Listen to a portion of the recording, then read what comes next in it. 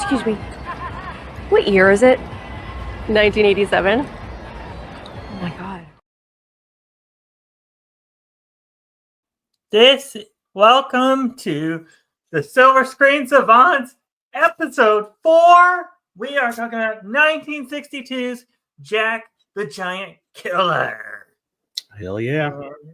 Joining me as always is my co-host, DJ Anubis. Howdy, howdy, howdy. Glad to be here as always. And tonight, one second. Can you start us? I'm Absolutely. So the pick that Alvin has this time is 1962's Jack the Giant Killer. I've actually never seen this.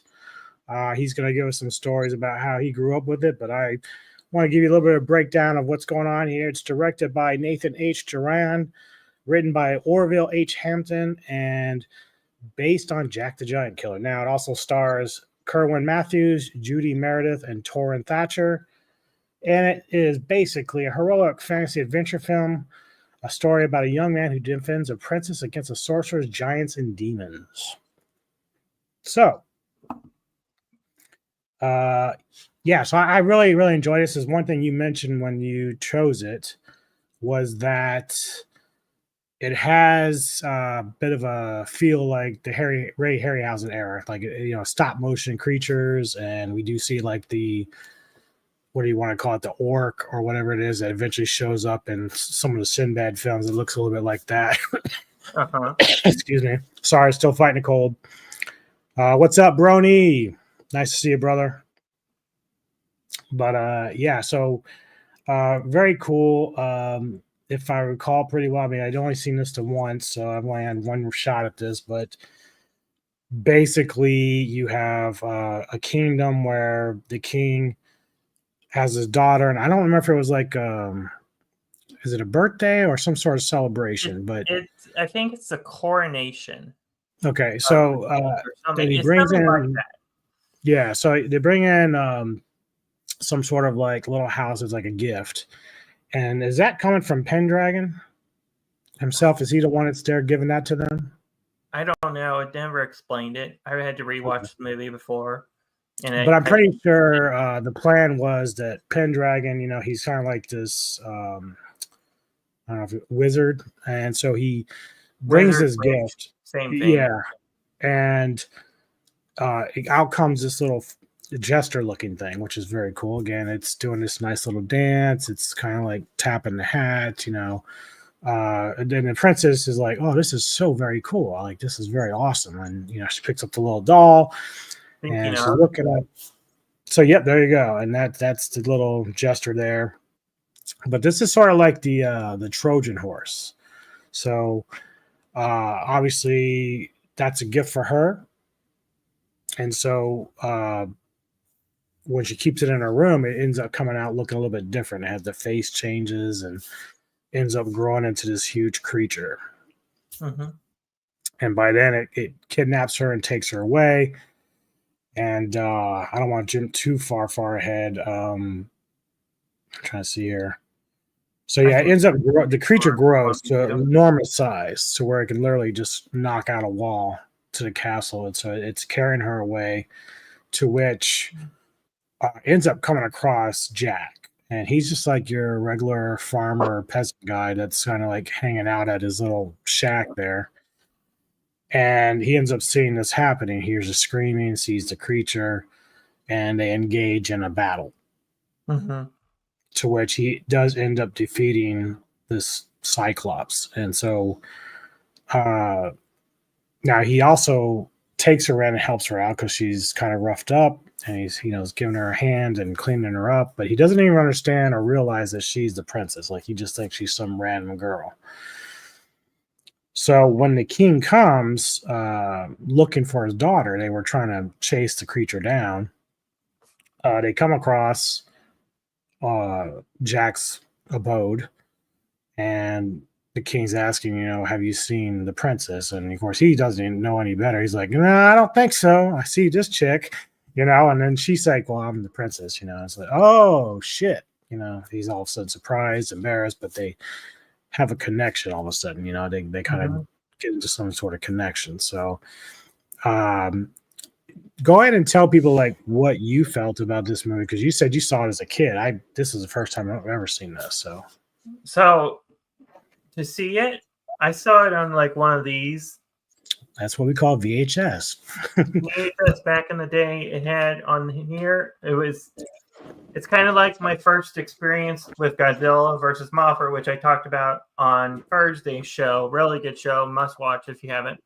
On it, on one side would have like on the title of clips and movies and stuff, and on the other side it would have like it would have the monster fights. So like the fight that is coming up that we'll talk about in a minute, we had the fight with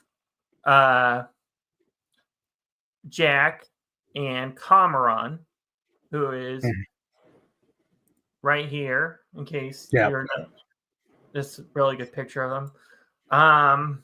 We also had the fight. We had other scenes from the movie that were featured in it when I first saw it as a kid, and we'll go over that stuff as well, because this is the fight scenes were one thing that amazed me about this movie. And it's like a DVD where instead of you have the story, but instead of the story, you have the action mode, like the fight scenes. Like, for example, on one time and stuff, it would have Godzilla. Like, for example, it would have the monster fights. So, just as an example, it would have the Godzilla versus Mothra. It would have other monster fight scenes and stuff. And there was other movies like King Kong was on one, and Clash of and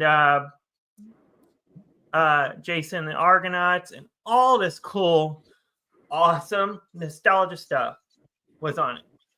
So that was basically my introduction. It was my Uncle Larry who introduced me to the world of kaiju, the world of monsters, the world of stop motion animation, all this stuff. I love this stuff. It's my bread and butter. It's like how Ulven, how I got into all this amazing worlds. And I was going to point out, I like the design of how Cameron was made. I found this out when I was researching and doing the research and stuff. He was first, they compared him and they say his design is similar to the Cyclops in Ray Harryhausen's Sinbad, The Seventh Voyage of Sinbad. Yep. Which is also the film where Kerwin and Nathan and Torrin were part of that too. They were involved with that film, right? Yes.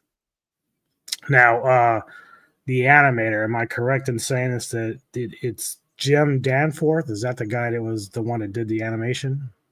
Yes, I believe so. Okay. Yeah, I just want to make sure I got that right. Let me look that up while you're... Yeah, so yeah, basically, after Jack saves Elaine, the princess, from Cormoran, the king, shows his gratitude and is very thankful, but he also somehow decides that the attempts on his daughter probably won't stop. Like he's really assuming that Pendragon's going to try it again to try to try to kidnap his daughter.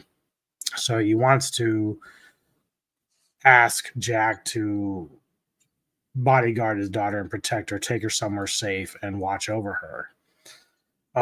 But there is someone by the name of Lady Constance who is currently bewitched by Pendragon. So she oversees the plan.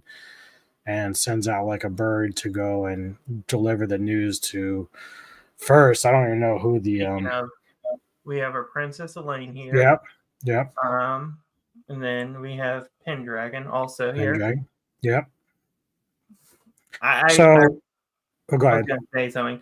I really love Thorne Thatcher as an actor. There's something just about him just impressed me with how he handled the spotlight.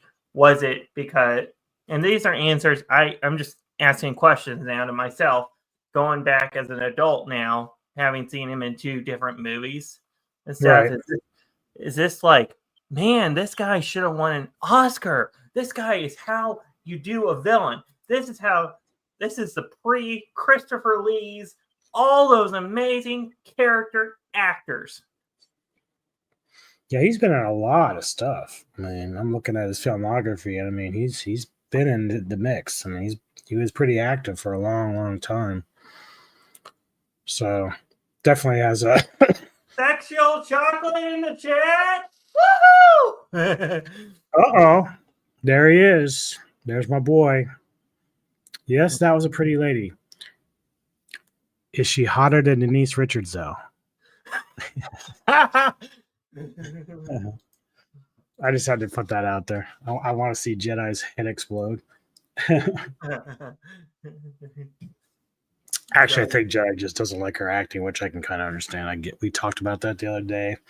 Starship Trooper. So anyway, Lady Constance, like I said, is bewitched by Pendragon. So she overhears the plan to hide away the princess with Jack, and so she, of course, sends the bird, the what do you want to call him, the crow. The owl. If you want to think of Harry Potter, the owl, send your owl to give you the notes. You know what? Hey, thank you. I did that. Thank you very much. Appreciate that. Yeah, he's doing the thumbnails. He does a really good job with everything. Try to stay consistent for sure. So the plan is now out there, but no one knows the wiser because no one knows that she's been bewitched. So they start. Oh, go ahead. No, truth be told, the woman of the golden age had better acting skills. Ooh. It depends who you're talking about, though. Now, the girl that did this, fantastic, no doubt about it. I will say this, and I know we're kind of sidetracking, but it's fine because it's about the period and the era. So, I get a chance to watch a lot of these actresses from the 60s through the 70s and 80s. And, some of them, it's rough on the edges, but there's reasons for that. And part of it's not their fault because if the scripts or the directors aren't, like, if the budgets aren't there, so you don't really get to elaborate too much. But I will say there are actresses, that goes back to Jedi's comment, that they literally steal the scene just by looks, period. Like, I mean, I don't care if they are rough on the edges or not. The fact that they are so beautiful that, like, it's hard to deny. Like, it's just ridiculous. Like, Tony and I did the Screamers Island of Fishmen, which starred Barbara Bach. And even if that movie wasn't like top tier, she can act and she looks great. So, like, it's just one of those things. And there's my boy Sci-Fi. What's up, Sentry? Good to see you. What's going on, buddy? All right. So, do you want to take it from where they were the? So where they're basically, I think they're taking a ship, which ends up getting chased down by Pendragon and them, which I thought was interesting too because of the witch scene. Yeah. So you can go ahead and explain some of that. You see what I left in the private chat? Oh. Nothing bad. Oh, yeah, okay. I thought maybe you couldn't hear me or something. No. Speaking of the witches for a second. Oh, wrong one. There we go. Yep. I really like the prosthetics, the special effects. When you were asking about Danforth, I couldn't. I'll have to go look that up in a second. about that who are whatever. I can't find a certain name or oh, we got comments. Oh, as far as Danforth, well, I pulled it up, and basically, Wiki just tells me the Howard A. Anderson Company handled the photographic effects while Project Unlimited, which had just won an Oscar for The Time Machine, supervised the stop motion animation. Their team included animator Jim Danforth in one of his earliest jobs. So that's why I assumed it was Danforth there. But the other thing about the scene with the witches, like we'd put that graphic back up. Oh. Yep. So I love the practical effects there. Now, the thing that sort of bothers me is when you're watching the movie. Now, I know why they did it, but they put this like sort of like green overlay to the witches to kind of give them sort of like a magic type look. But I thought it kind of the way they looked there, I think they should have just left it like that. Like I think that would have been great with all the extra buzz and whistles they were trying to do. But I get why they were doing it. Ah, Big Bad Wolf. There he is, the third member of the Horde. How you doing, my friend? Let's see. Okay. Yep. All right, so you can put it back down now.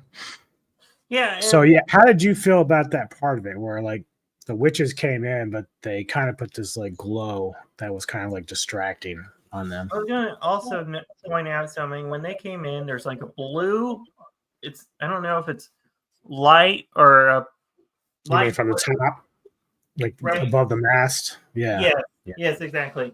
I like how they did I'm assuming it's practical effects. How they did a fireball to try and how they shit. So let's just pretend my hands are the mast, like right across. It's just the top's just inflamed. I really like that. I love how with this movie, it's more practical effects than I would say. It's about as even as a Harryhausen movie. Practical effects in this movie.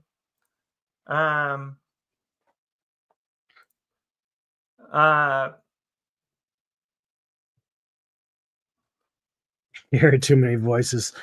Yeah, well, you are crazy, dude. So let me guess, you're still playing video games. Anyways, but like I was saying about the witches, I like the effects. The practicalness of the film makes it that much awesome. Yep, dude. Sentry knows. I know. Yep. Also. Yep.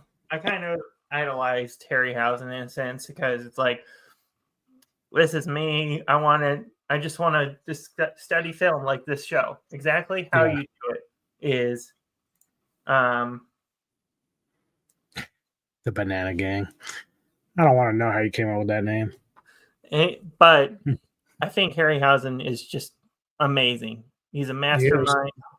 I mean, the funny thing is, though, like I remember when I first saw Clash of the Titans, obviously I saw his name there, but when I had researched him probably about 15 years ago, I didn't realize how many films he actually worked on, like all my favorites. I'm like, wow. I was really quite amazed. So like instantly I became a big fan, and he is sorely missed. Extremely. Yeah, fuck you, Big Bad Wolf. Fuck you.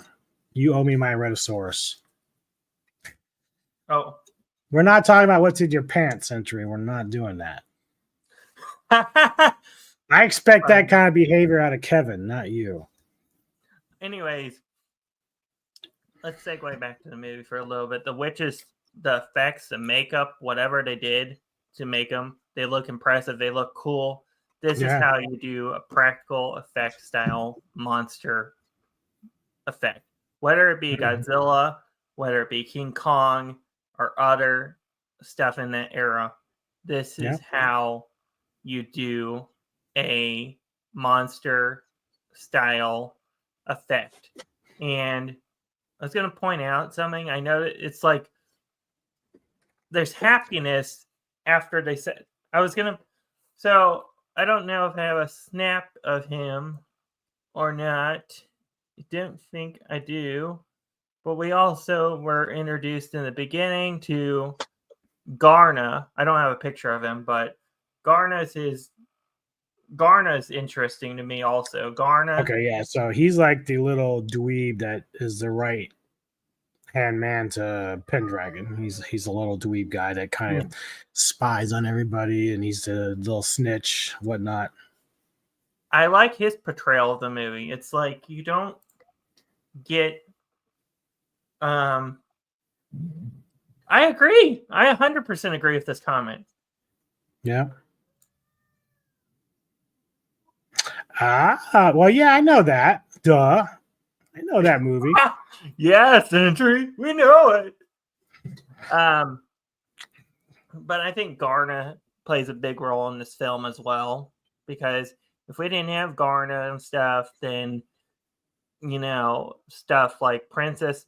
I feel like we skipped a little bit at the beginning, because when we're introduced, I was going to point out something about Cameron that I noticed. When Cameron is killed, right on the ground, there's a little spot, a little tiny spot. You can see it, but you can see like a blood effect.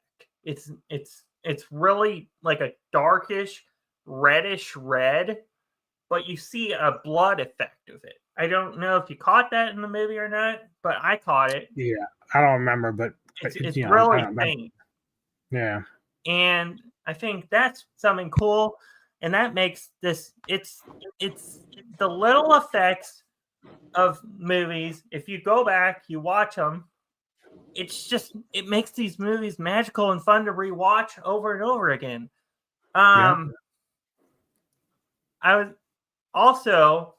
I like how this Garna just plays this role, because when they're fighting and stuff, it's like he decides, oh, I'll take the princess and just get away, and Jack, luckily at the right time, puts an axe in the anchor point where the boat is tied, and he's like, I'll put it in the anchor point. And I like that cool little tidbit. It's like, you're not getting away. I see this princess. I'm going to help save the day and be a hero. I like that. I think Garna is underused in a sense also, because I feel like he's just an underling. It's like Wormtail or other characters. Yes. That's a great comparison. Great comparison. Wormtail. Yeah.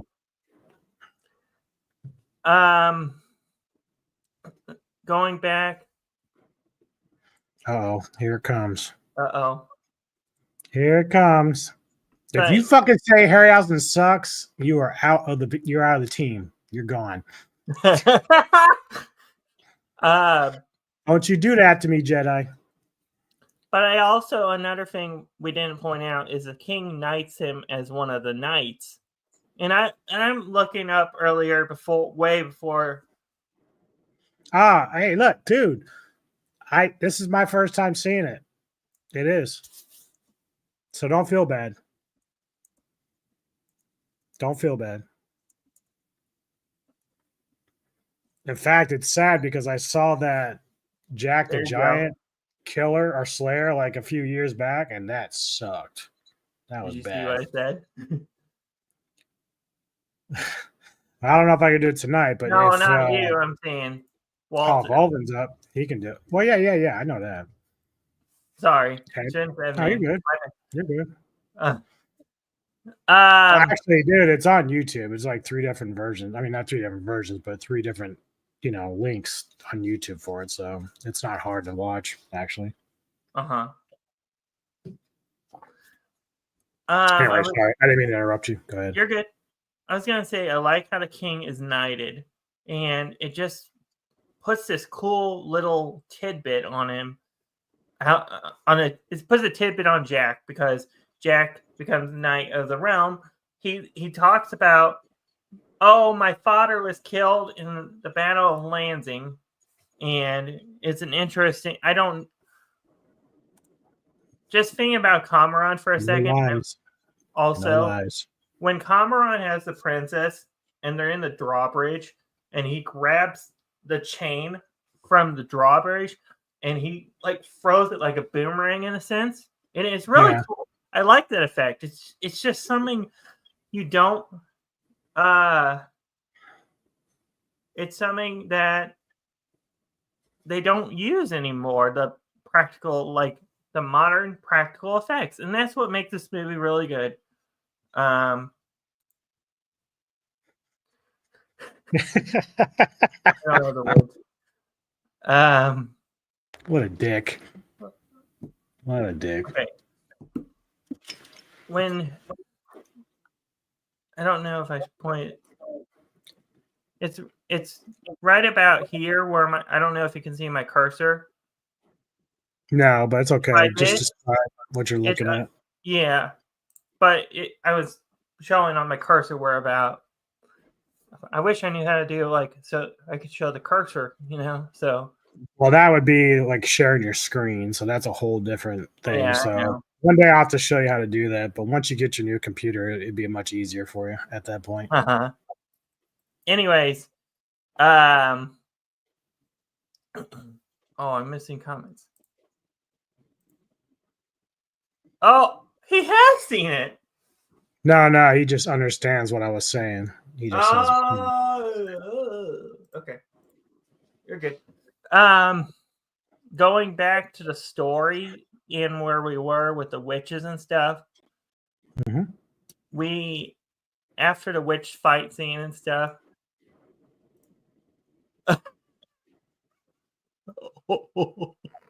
Damn. I'm telling Neko, your ass is grass, dude. You brought down the wrath of the cat. I was gonna say it's kind of different. There's like a mutiny right after after the witches scene, and it's cool and it's different. And I like that because it flows really well with the film. It's just something different. Like, I mean, I bet you would expect something like a mutiny and stuff in the Sinbad movies as well. That's what I was going to bring up because there is a point in is either Eye of the Dragon or the other one I did, the Golden Voyage, but either one of them, you see that creature. I think it's Eye of the Tiger, and so, oh no, it's actually the other one, the Golden Voyage. But the crew they don't like superstition. They don't like all that crazy weird shit. So Sinbad rebels against that. That he's like, no, we're gonna do this, but his crew is like behind him 100%. This we get a whole different vibe. They're like, we ain't playing this, man. You got crazy weird things happening with witches showing up. We got to get rid of you, son. Also, now Wolf's talking mess.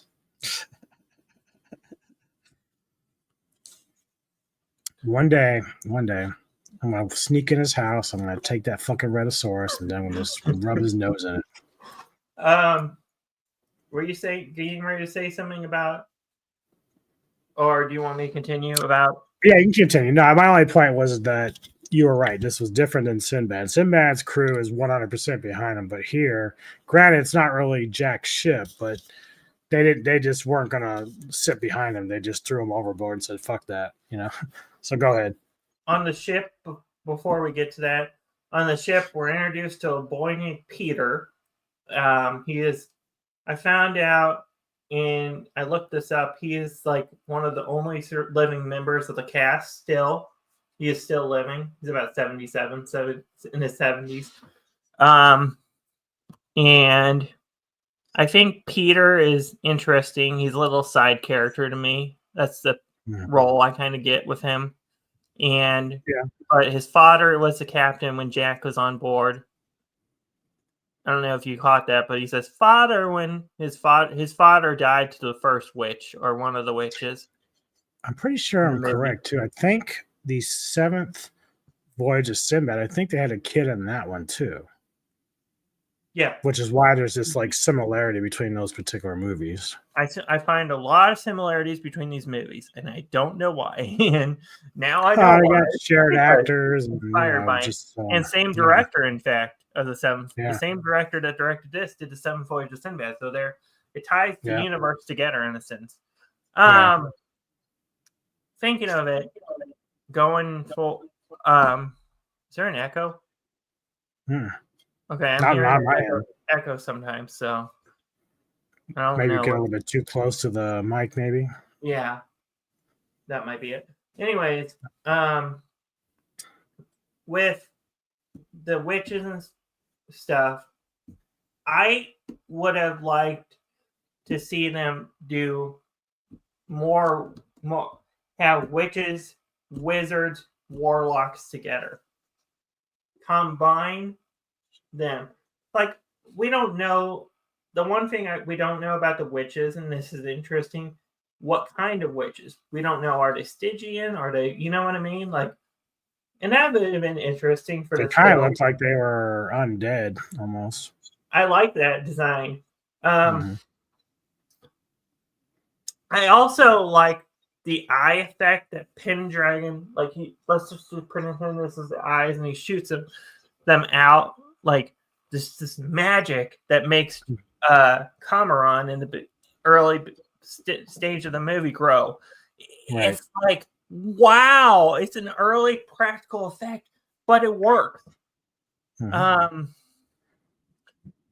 back to the witches and stuff, we are introduced. Jack, after the mutiny, Jack and Peter, they go overboard, and they get thrown overboard, or they go overboard, one of the two. Yep. Most definitely.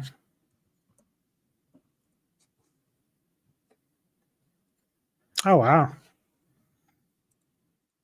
And what's cool is when they go overboard, both Peter and Jack go overboard, and I'm assuming it's later in the day or at night or whatever. Let's just pretend it's the next day because it seems like that. The next day, we get introduced to. If I can find a picture, I have it somewhere. Northmen. Take us. Oh, here we are. We are introduced to Sigurd, Peter, and Jack is in up. Yeah, you ain't lying. You might see Jason and the Argonauts on this channel at some point. But the effects of and then also alongside Jack, Peter, and Sigurd. I like the name Sigurd. It's a cool Viking-ish name. Yep. I wonder where they got it from. I'm assuming. I think it's pretty common. Actually, yeah, I think it's pretty common. And we're also introduced to this character. And I have to be honest, he's my favorite of the movie. I have to agree. And the one reason why I really like it is because while I'm not surprised, they made it to where he rhymes with his riddles. Like, he's really, really good at it. And for a movie in '62, it was so well done. Like, flawless performance. What is the actor's name? So Don Bedeau. So this dude is the one that is the leprechaun. And I love his little riddles. They all rhymed. It matched every single time from start to finish throughout the movie. The guy was top notch, and I really enjoyed that part of the movie. A lot of fun. Oh, yeah, nice. Yeah. You know I'm going to be a part of that. Sinbad's right in my childhood. The Golden Voyage was. Right? Yep. Yeah, Kevin and I did that one on Cinematic, The Golden Voyage. That was a lot of fun. Anyways, Elaine Elaine gets turned into a witch like this, seen here. That's great effects too. I really like that look. And I think this is when we reach Sigurd and stuff, we learn about how they can destroy witches, if I'm not mistaken. It's about that point in the movie. And I like this effect that they had on this one also. You see that? Yep. The eyes just...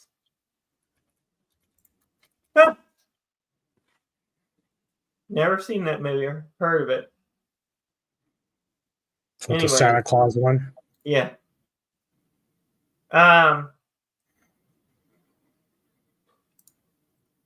But when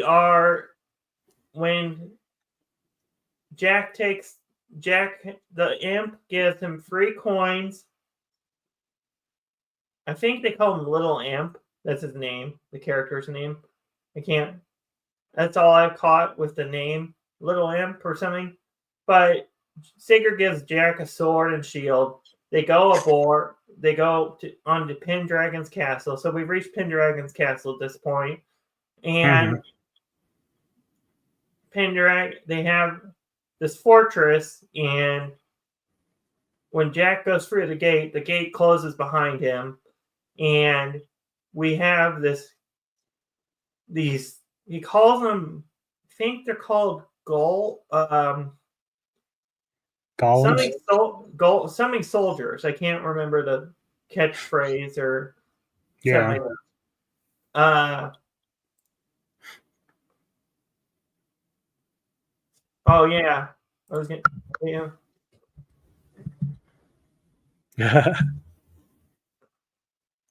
Yeah, but I am getting the theory that when we saw the foot soldiers, this might have been some kind of witches. But that's just me building that theory in my brain. Well, the first thing that came to my mind was basically it might be Argonauts where he's fighting the skeletons. And so that was immediately something that I thought about when this came up, because Pendragon raises them up out of these like pieces of tooth from the statue that he's throwing down, and they kind of walk like skeletons, although they have a lot more armor on. But we did forget to mention that the leprechaun grants 3 wishes to only someone who's honest, and so the Viking Sigurd, who was holding him, was not an honest guy, so he was never granted any wishes. So the deal is, if the leprechaun wants to grant Jack some wishes, Jack's got to agree to release him in the end. So that's the plan. So it's kind of funny too, because I kind of felt like, well, is this a trap? Is this leprechaun going to do something dirty by the end of it, to fuck over Jack or whatever? But, we'll get there. But the idea is like, he's going to give Jack 3 wishes, and he's going to try to help Jack along the way to rescue the princess. So one of the things he does is the leprechaun does his little rhyming, and a piece of the skeletons by the gate where he got locked in creates a whip. And so he grabs it, and then he just starts like one by one whipping them, and they just like poof up in smoke. I like that effect, the whip. How he grants the whip. It's just like it just magically appears. It's like a magic weapon. And then also I like, like you said, the whip just like, it's like, I'm just wondering how they did that scene, but it'd be it's just really cool. That scene is really well done. I think the whip, and then it just the effect it had. Yeah. Yep. I was gonna do you want me to continue, or do you want to continue from? I can talk a little bit. The one cool thing about that too is as Jack's like taking down these figures, you can see Pendragon and both Garna. They're kind of like amused. Like they kind of like the fact that Jack's giving them like a bit of a competition. Like they seem kind of happy that he's competing. Like they expected to beat him much easier, but Jack is fighting through a lot of their tricks and sorcery and stuff. So it seems like Pendragon's amused by that. He likes the idea of the challenge behind Jack trying to come to get the princess. So that was kind of cool to see that he wasn't like upset. He was like, okay, yeah, I see what he's doing. This is good. Okay.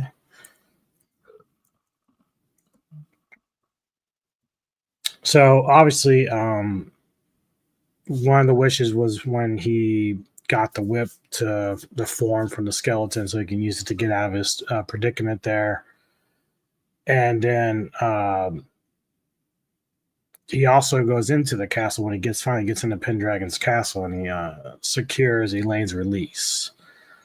But he's unaware at the time that she's now bewitched. Like this is the twist part of the film here, and she's kind of upset. She's trying to like, you shouldn't be here. And then eventually, when she walks to the mirror, he sees the reflection. So he's tied up in chains and stuff because he got caught. And now he's like trying to convince her, like, fight through the bewitchment. And, she can't. And kind of vague from here. You might have to carry him here. Like, I kind of forgot. I know how he gets her free, but I don't remember if Pendragon showed up or not, or how he got out of the chains. Was it a dog? There was like a dog. Yeah, so Pendragon changed Sigurd into a dog and Peter into a chimp in this. Yeah. Also, I was going to point out, we didn't mention this a minute ago, but Elaine touches the bottle of Little Imp also, and the same thing I think happened to Sigurd when he touched it. It's red. It's glowing red. I wish I had a picture to describe it because that would be better to do it, but mean that she's dishonest. I'm assuming that's what that reference is, yeah. Yeah. And maybe it's also an effect that says, oh, those people are evil and bad.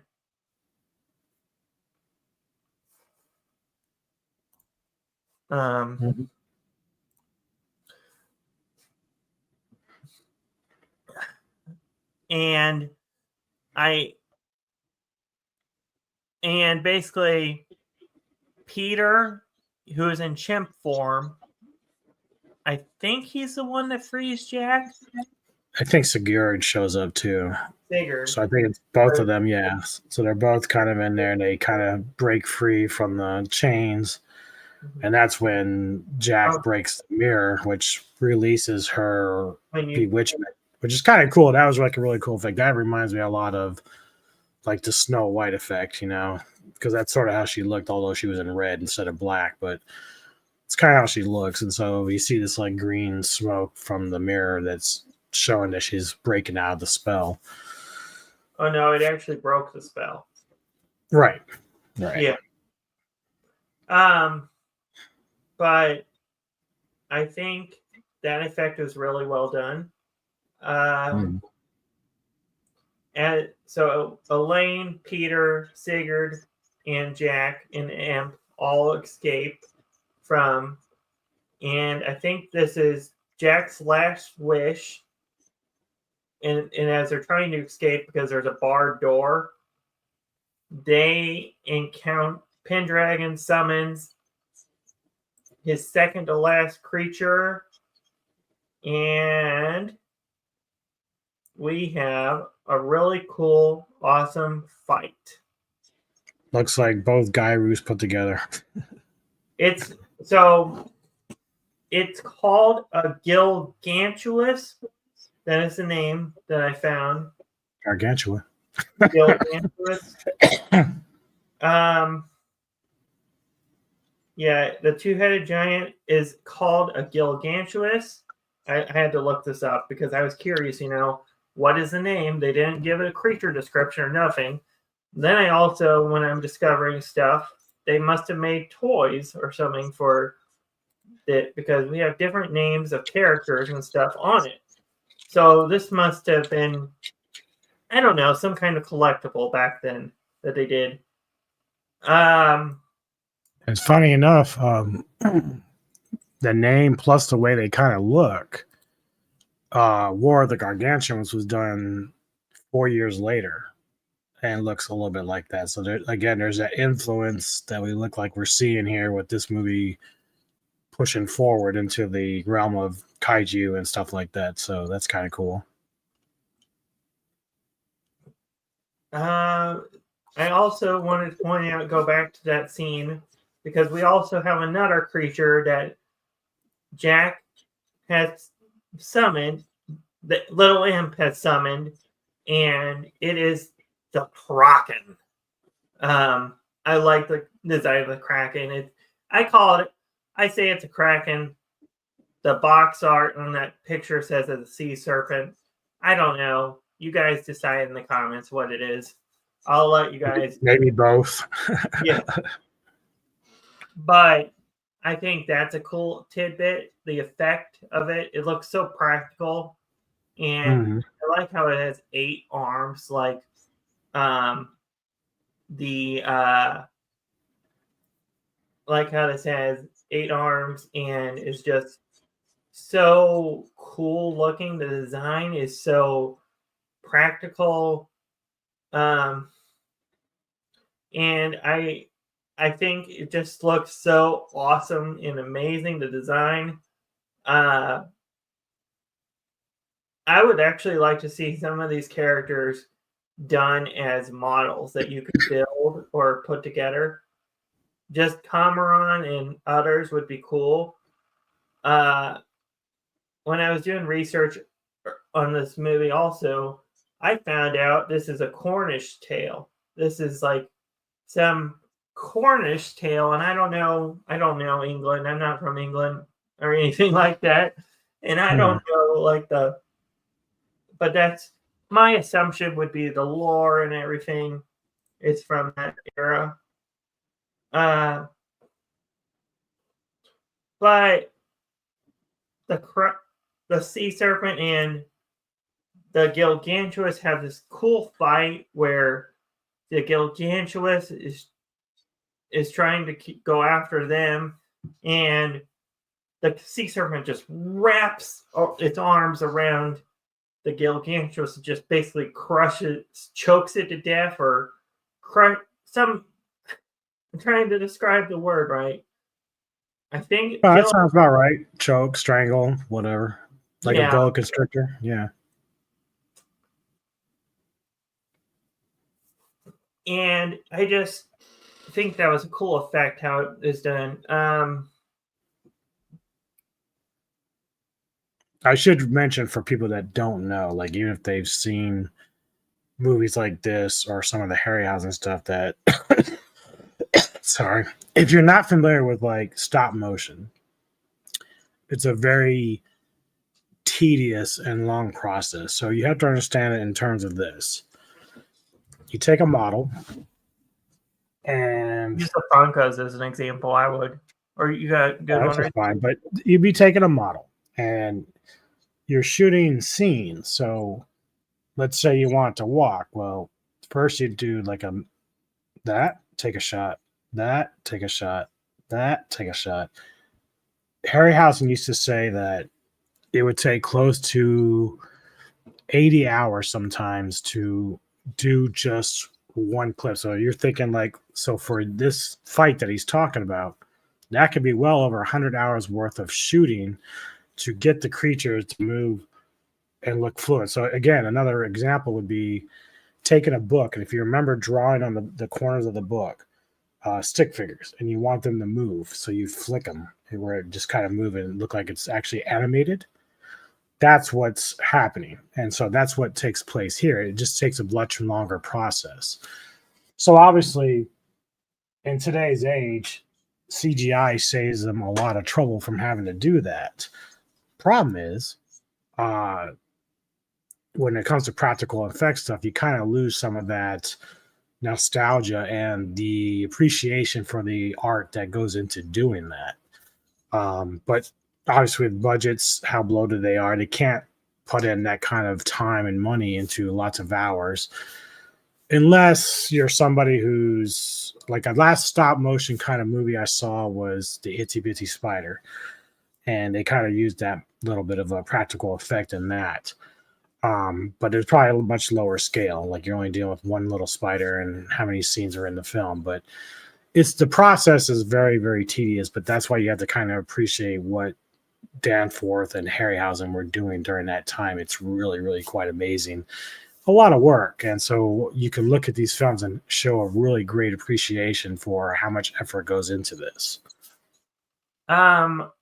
Also, I'm just reading something off this wiki real quick. They say that the Gilgantuous, it proved to be tougher than Cameron, as it was able to. So one of the heads got fatally strangled in the Kraken's head, in the Kraken's tentacles, and the fight continued. I didn't point that out. That's one thing I missed. That was really interesting. I just read that. Oh, by the way, I just now found this fact interesting. It is a recreation of the Cyclops with the added head, sharp teeth. It is 55 feet height and 95 tons. That's how tall this Gilgantuous is.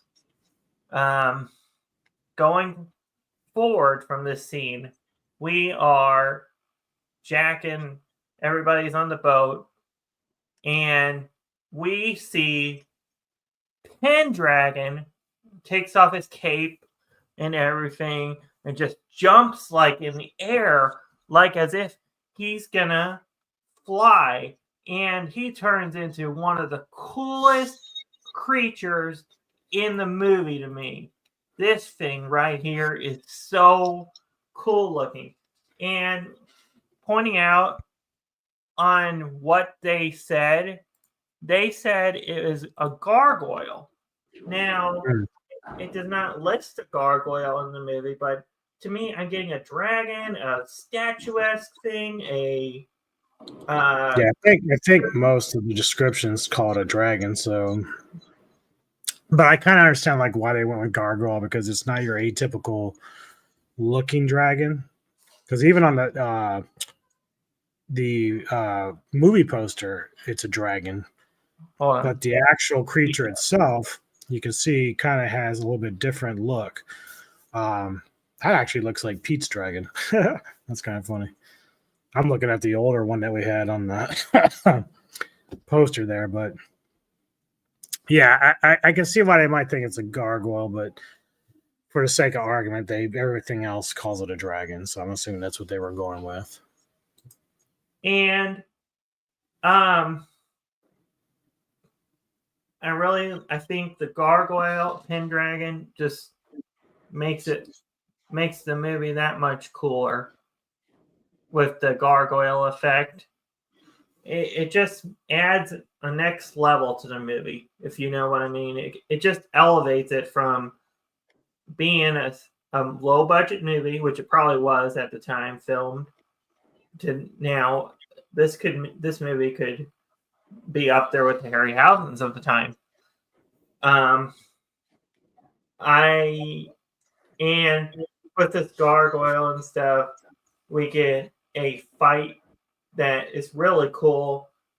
Gargoyle picks up boulders and is trying to sink the ship that Sigurd, Jack, Elaine, and Peter are on.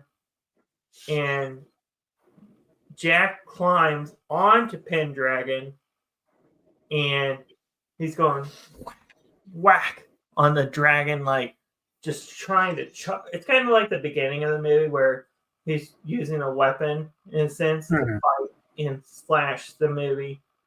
Fight and slash Pendragon. And it really adds a really cool effect. This movie is really good for that. And I really like that effect, how they did Pendragon in the gargoyle form. I bet it took a long time because of stop motion, like you said, that they did for this was really amazing. It's really cool. The dragon just amazes me. And when he slashes the wings enough, Jack cuts Pendragon enough to where he just goes plummeting into the sea. And when he plummets to the sea, all this green effect smoke or whatever it is comes out bubbling from up into the air, and it's a cool scene. I like that effect. That must have been. I could see a smoke machine or something, but I don't know if they had those back then. Yeah, but I think they could almost probably use like dry ice or something, something to that effect to get what they wanted. Yeah.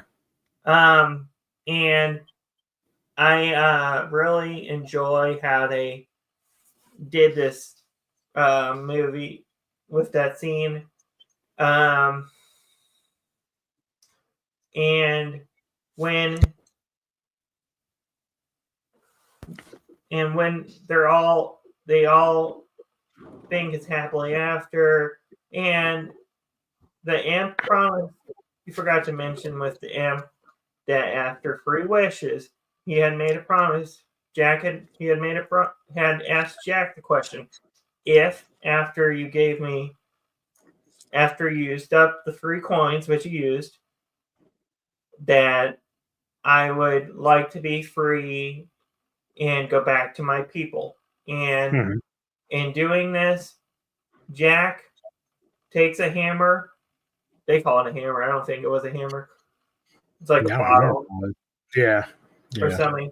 And they smashes the bottle, and a little imp is finally free. And he tells them to follow the rainbow back to England or wherever they're going. And that's basically how this amazing, awesome style 1962 movie ends. And I wish I would have had a clip of the leprechaun when he's free and you see in the background the rainbow and you just see him like his image taking off, showing a direction where they can get home. But I just started laughing so hard. I was like, that's so atypical of the leprechaun and the rainbow aspect. And this just makes this movie that much better. And it just adds a practical, cool effect to it. And I like that. Okay. Do we want to do review score? Sure. Or do we want to give closing thoughts on this movie before I'll let you start? Well, I mean, you could do both, Do you want me to go first or you? Yeah. You or me? I said you first. Okay. Yeah, I enjoyed this. This was fun. It's kind of neat to see even before Harryhausen and stuff like that, how they were attempting to do stop motion and stuff like this. I mean, obviously King Kong 33 did it, different people working on that, but this was cool. I enjoyed this. It's not as polished as like the Sinbad movies that came later or some of the other stuff, but still a lot of fun. Like I said, that leprechaun was a trip. Like they paid a lot of attention to detail. So even when he got freed, so before Jack even released him, Jack tips the bottle that he's in, and of course the leprechaun falls over, and he's like, whoa, he's all laughing. So there's still a little bit of comedic moments in this with the leprechaun, but the leprechaun, even when he's like falling over and stuff, he's still rhyming. It's like, dude, that's so on point. He's never letting up on his rhyming. Everything that he says is a rhyme, and it's so on point. So yeah, I enjoyed this. Out of 10, I give this a 7.5. I do really like this. I might own it someday if I can never get the time. I might be able to help you with that. Okay.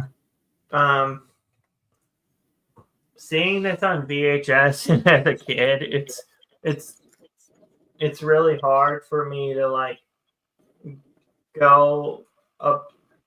It's like a 9. I'll go a 9 or a. If you want a 10, they're like, never be ashamed of how you feel about a film. Never. Like if that movie means a lot to you, I understand why it'd be high. I don't think my score is horrible, and I don't hate it. Like, I don't hate it at all. Like, I think it's really good. When I kind of compare it to some other films, it doesn't quite mean as much to me like it does to you. If I were to compare Eye of the Tiger, it might mean more to me because that was more my childhood. You know what I mean? So that's what I saw first. Mhm. So, yeah, whatever you rank it, dude, is 100% behind you. Support it, no matter what it is. Mm-hmm. I'm gonna have to go with 10 because it's my child. It's a part of my childhood. It still holds up today. I think the effects and everything are Jedi, my man. and it just adds that much gel. It gels well still to this day. Highly recommend this movie if anybody wants to watch a good stop motion movie. If you like fantasy, it's good. It's got an amazing cast. Thorne Thatcher just kills the role of Pendragon really well. He reminds me a lot of like a Christopher Lee type of villain, like Dracula. When I think of Thorne Thatcher, it's Dracula all over again. In that kind of scary, dark, evil, menacing role. Also, I think his role as Sakura in Sinbad is really good also. And that's the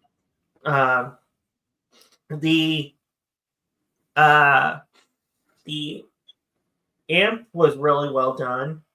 It's amazing, and I like how he runs, like you said, about every scene in the Well, the film. funny thing is, like when I describe, like I know it's hard to describe unless you've seen the film, but when they show his image of him floating in the sky back towards the rainbow, if you're familiar with football, there's the Notre Dame Fighting Irish, and so the way he looks when he's doing it is almost like the fucking logo of the Irish. It's so ridiculously funny, but it's cool.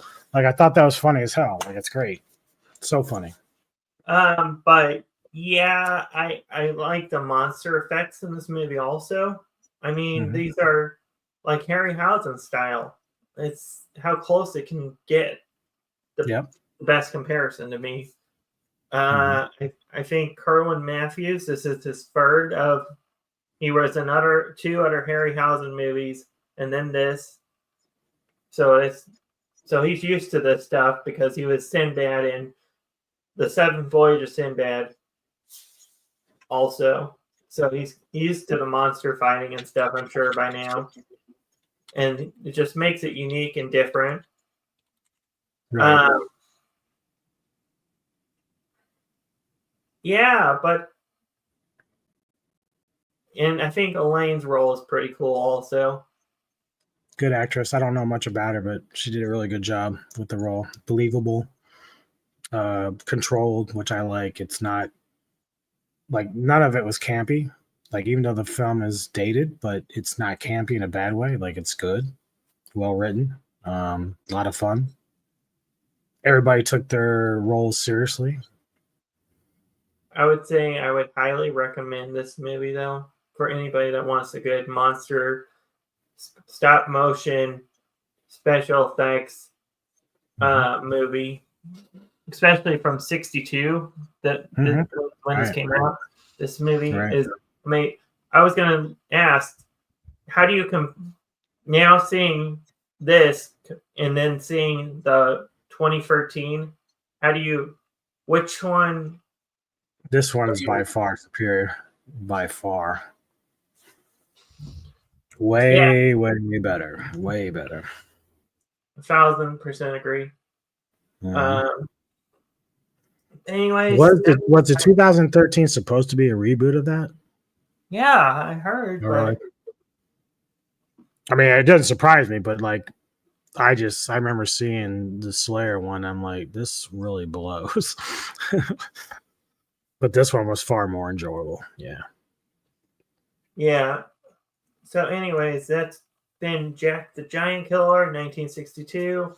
Do we want to talk about all our upcoming stuff for the week? Yeah, we can.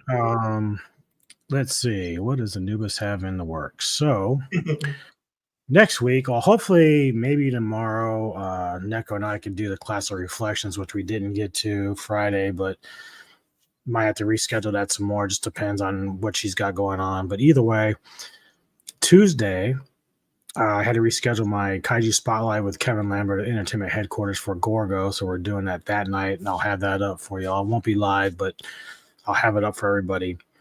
Wednesday, I will be on the Entertainment Headquarters with Anthony Jordan as well as Mr. Tony of the Dead as we do Into the Darkness. It's a Living Dead franchise to celebrate Mr. Tony the Dead's birthday. There's 5 films from the Dead series that we're going to sit down with and talk about. So it's 5 that Tony really likes. We're not covering every single one of them, but just the 5 that he really likes from the series.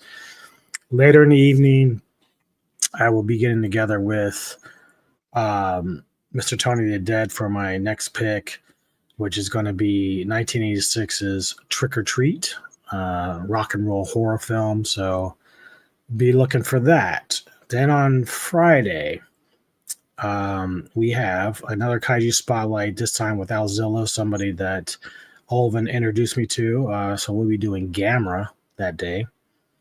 And then later in the evening, I'm going to be hooking up with Rick Myers and Fat Samurai Guy on the action film Autopsy again.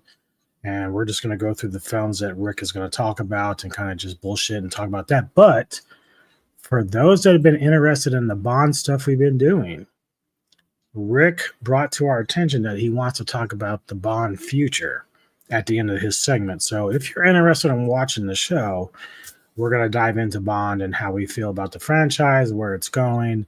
It's going to be a lot of fun. So I'm really excited about that.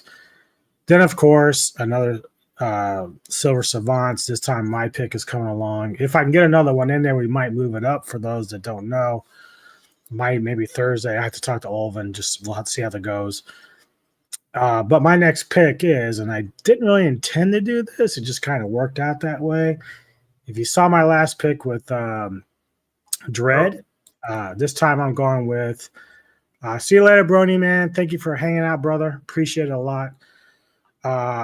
But I'm going with Carl Urban's Pathfinder, which we'll be discussing in that film or that particular episode. So if we have to move it up to Thursday and get Olvin on his on Saturday, we'll do that. I just don't know how it's going to play out yet, but I'll talk to him about trying to work that out.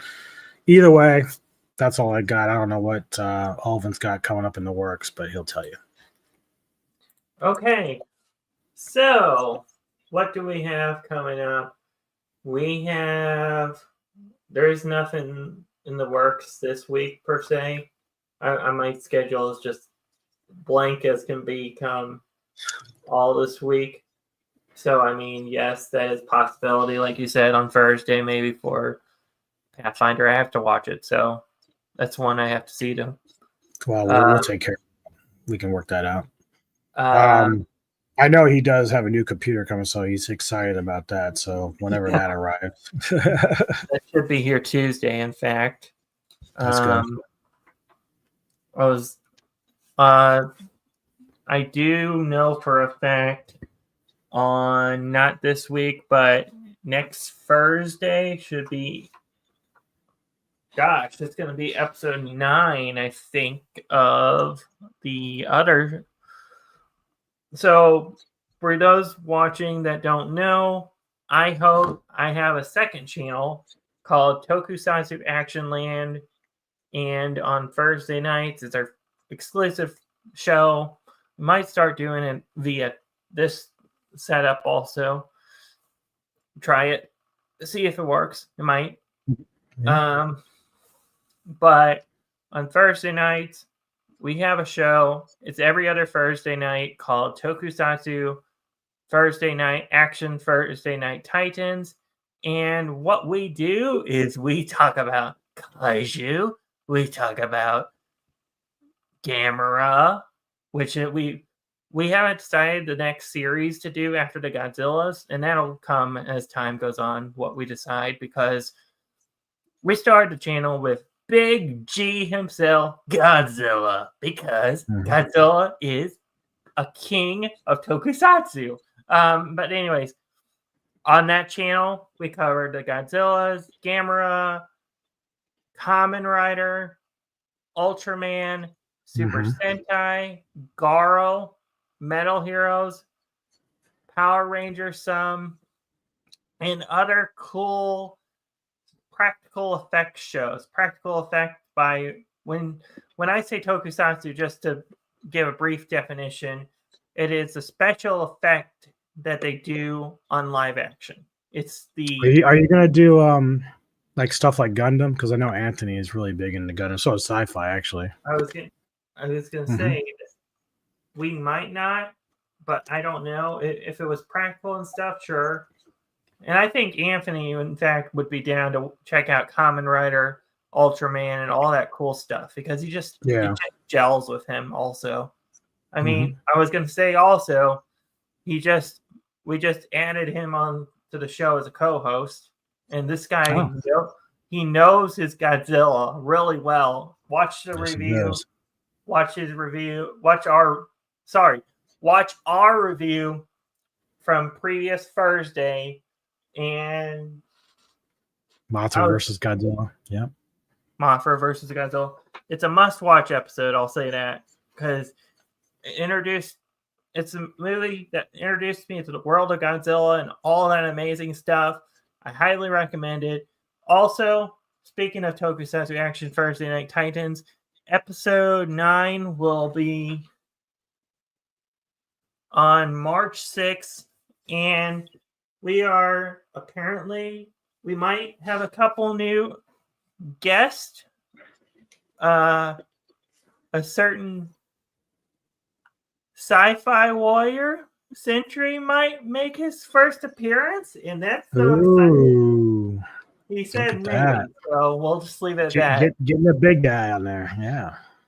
And we are talking about King Ghidorah's first debut in Godzilla.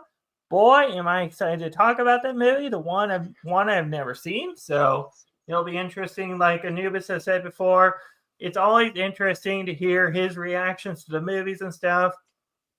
And then on Saturday, if I don't know what we have planned, but we will be doing a possible my pick that day or yours. Who knows? Right now it's mine, but if we move mine up, then there would be your pick for Saturday. And I know you've got like 3 options in the works that you might want to cover. So I don't know how we're going to decide that. It might be a poll. It might be. Yeah, you can try it out. Sure. I'll let you make that and stuff, but I'll see what I can do. But anyways, this has been episode 4 of the Silver Screen Savants with my awesome, amazing co-host DJ Anubis. Go check out. You're awesome. I'm not awesome. You're awesome. We're both awesome. How about that? That'll work. And I've been a werewolf. And sorry. And we're also us two and another are also known as the Wolf Pack Trio. But that's it from us tonight, and we will see you sometime. Be sure to check out our nice little clip tribute at the end here. We always do a little trip tribute. We also make a trip. We also make tribute clip. Yeah, I fucked it up too. Don't see, I feel like a ship chop too. So there you go. I freaking messed it up also there. So, but anyways, be sure to check out the awesome clips of this movie, and if you have never seen it, I highly recommend it. So catch you next time. Later.